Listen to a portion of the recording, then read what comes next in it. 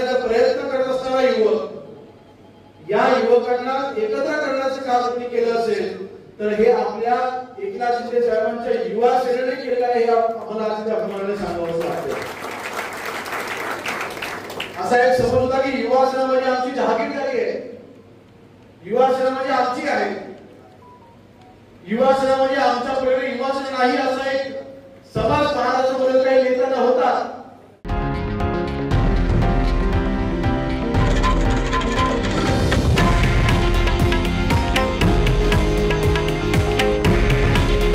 हे आहे देशातील नंबर 1 न्यूज नेटवर्क आणि आपण पाहत आहात TV9 मराठी। काळजी तुमची, हित महाराष्ट्राचं।